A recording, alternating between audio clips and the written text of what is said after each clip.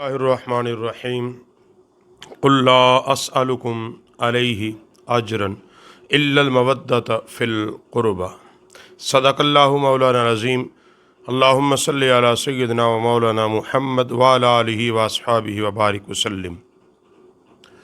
قرآن مجید میں اللہ رب العالمین نے فرمایا قل لا اسألکم، پیارے حبیب فرما دیجئے لا اسألکم، میں تم سے سوال نہیں کرتا، علیہ اجرا، کسی اجرت کا، مگر الا المودۃ فی القربى، مگر مودت کرنا میری قرابت داروں سے۔ یہ حکم کیوں دیا کہ میرے قرابت داروں سے محبت کرنا؟ میری قرابت دار کون ہیں؟ جب پوچھا گیا یا رسول اللہ صلی اللہ علیہ وسلم آپ کی آل اور آپ کے قرابت دار کون ہیں؟ کیا آپ کے ازواج مطہرات ہیں؟ میرے نبی نے فرمایا نہیں، وہ خیر پر ہیں۔ پھر پوچھا یا رسول اللہ آپ کی آل کون ہے؟ فرمایا آل علی، آل عقیل، آل عباس، یہ میری اہل بیت اطہار ہیں۔ اور نبی علیہ الصلوۃ اللہ رب العالمین نے بھی فرمایا کہ اگر تم اپنے نبی صلی اللہ علیہ وسلم کو راضی کرنا چاہتے ہو، حل کیا ہے؟ الا المودۃ فی القربى، قرابت دار اس کی اہل بیت رسول سے محبت کرو۔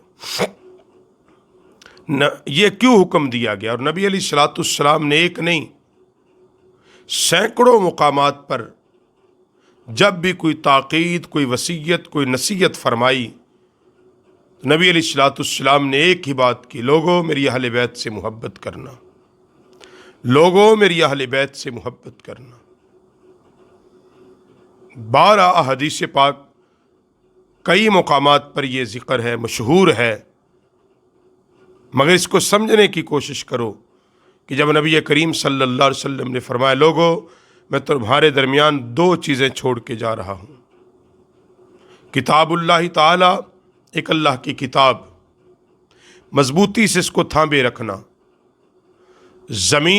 آسمان سے زمین تک جو اللہ کی رسی ہے وہ کتاب اللہ تعالی ہے، وہ اللہ کی کتاب ہے۔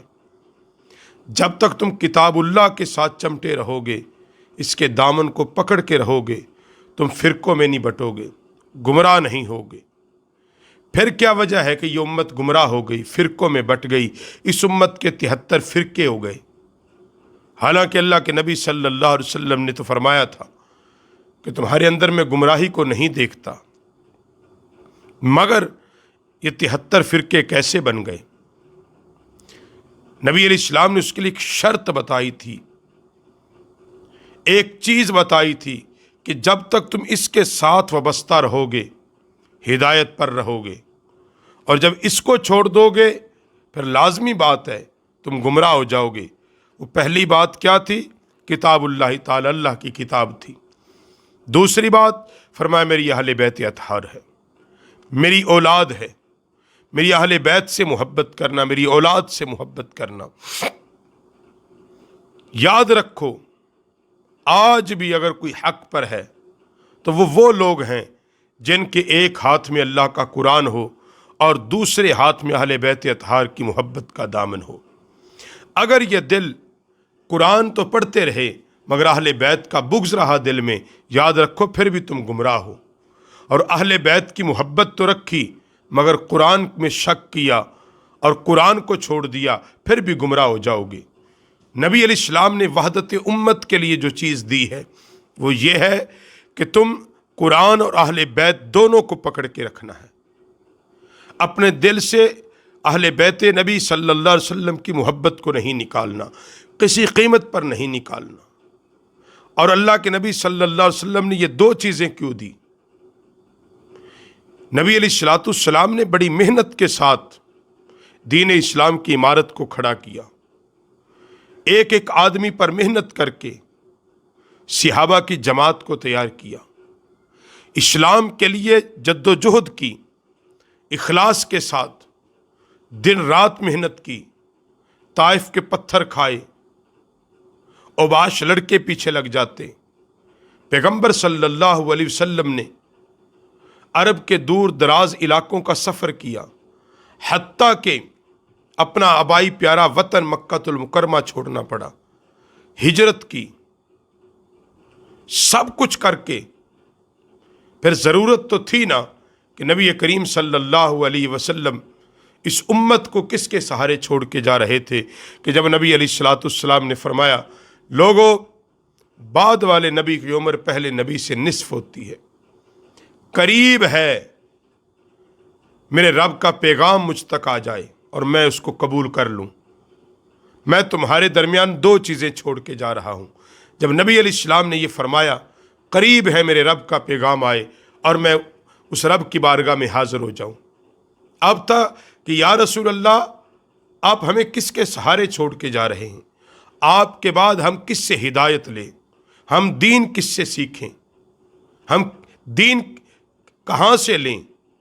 تو اللہ کے نبی صلی اللہ علیہ وسلم نے بیان کر دیا، فرمایا کتاب اللہ تعالی، ایک اللہ کی کتاب ہے، ایک قرآن پاک ہے اور دوسرا میری اہل بیت اطہار ہے۔ قرآن اور اہل بیت اکٹھے کیوں ہیں؟ اس لیے قرآن میں اللہ نے بیان کیا ہے اور کر کے کسی نے پریکٹیکل دکھایا ہے، وہ اہل بیت نبی ہے، وہ میرا پاک حسین ہے کہ قرآن نے بیان کیا وَلَنَبْلُوَنَّكُمْ بِشَيْءٍ مِّنَ الْخَوْفِ وَالْجُوعِ وَنَقْصٍ مِّنَ الْأَمْوَالِ وَالْأَنفُسِ وَالثَّمَرَاتِ وَبَشِّرِ الصَّابِرِينَ۔ قرآن نے کہا کہ صبر کرنا ہے، مگر کر کے کس نے دکھایا؟ کربلا کے اندر پاک حسین نے کر کے دکھایا۔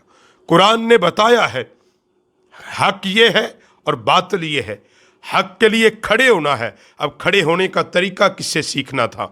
میرے پاک حسین نے وہ کھڑے ہو کے دکھایا ہے، امام علی مقام نے کھڑے ہو کے دکھایا ہے۔ دلیری کس چیز کا نام تھا؟ حسین کی عظمت اور حسین کے کھڑے ہونے کا نام دلیری تھا۔